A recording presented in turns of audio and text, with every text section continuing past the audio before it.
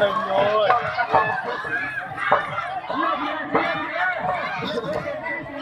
Thế mình kìa.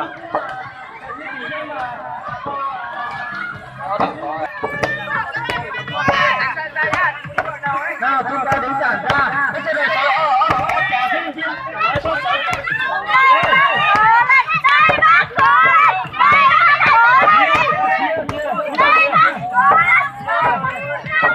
Ai nhau đi.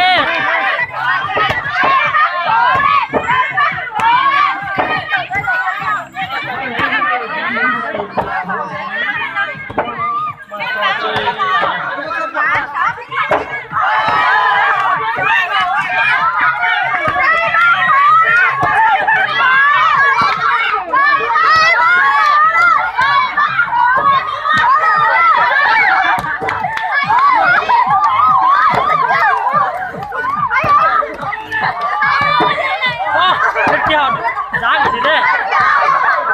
Wow, chơi ngược thế nào? Sao giá thế? bác cố lên đi. Cái bác cố lên.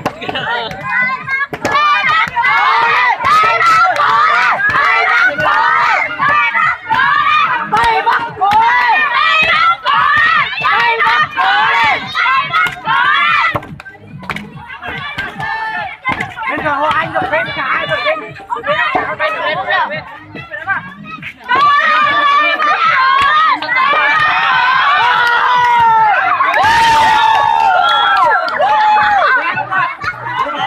Chưa. Bên kia như thế con được rồi. bên kia thua rồi. Bên kia thua rồi bẩn thế.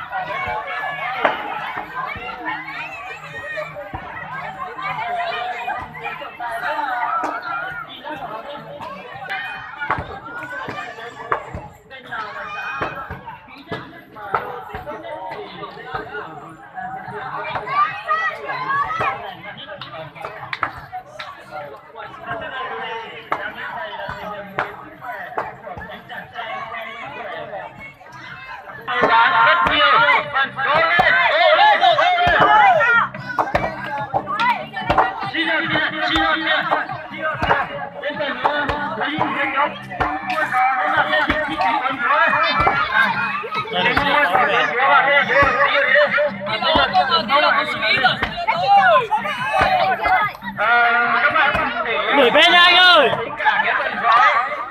Cái phần giá đó là các bạn còn 10 phút thôi.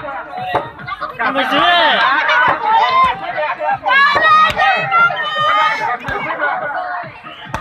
Cả phần gió phần giá đấy nhá.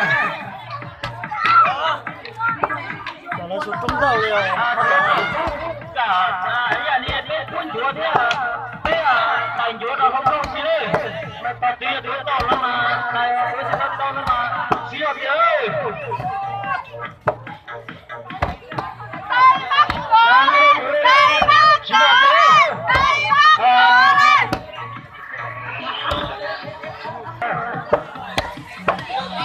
Nên chúa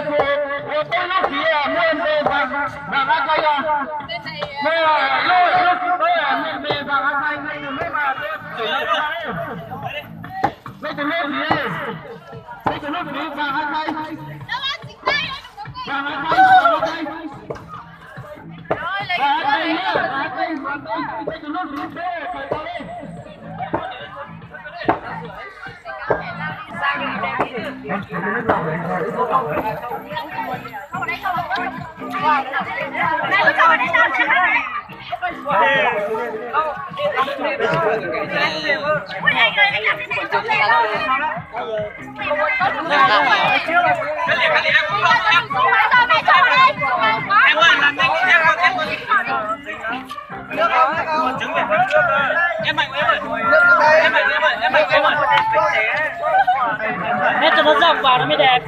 Cái này là đẹp hơn đấy, không nhá. Anh cầm cái gì? Sao nào, này này vào đây.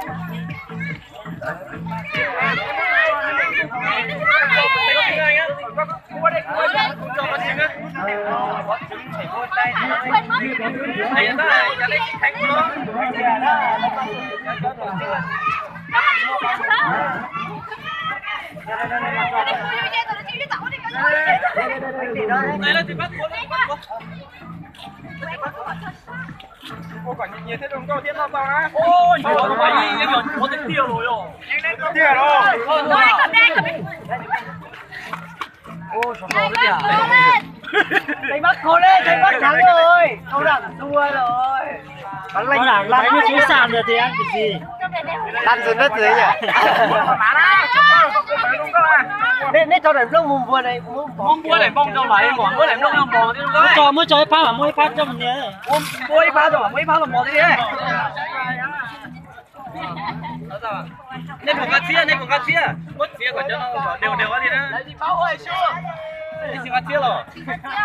Không cần đâu, cái này nhá. Như nhau hết mà. Đi nô tiền rồi. Đấy cho em ơi.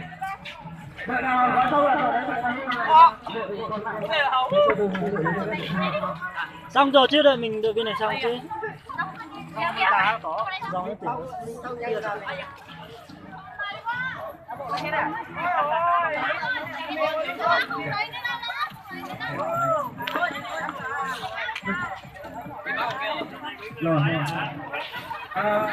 các bạn lên trong cái sân này. Sân với sân này, các bạn còn 2 phút. 2 phút.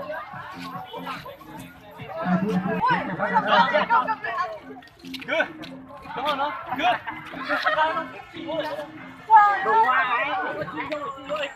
Mày cũng bên này làm sao đấy? Bên này làm sao rồi để không à? Bên này không thôi đi. Bên này. Này, thả đi không nha. Rồi xuống đây. Anh Toàn. Không tay ơi. Rồi đây sao?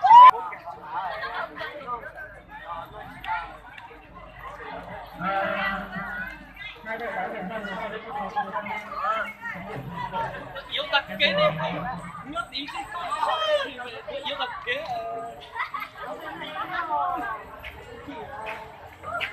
Lan chị ơi. Rồi nó quay cơ. Không yếu thế. Trả đến chị ơi. Thấy à. Ai biết nhà em à. Có một câu đạo bảo gì.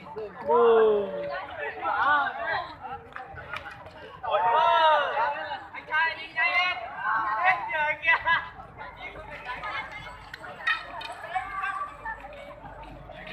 Ôi cho nó lòi sớm đi.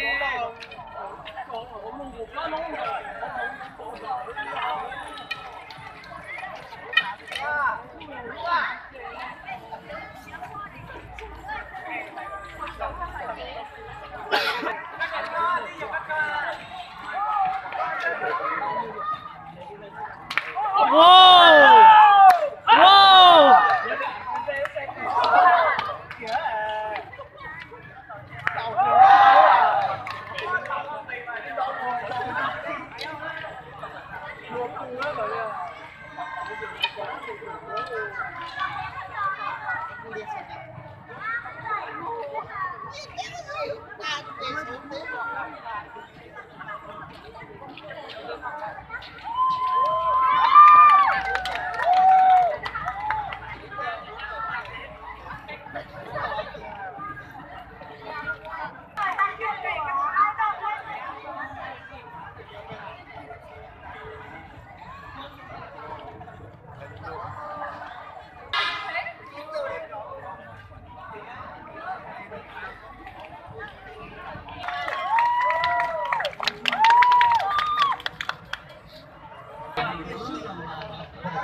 lì phải chế à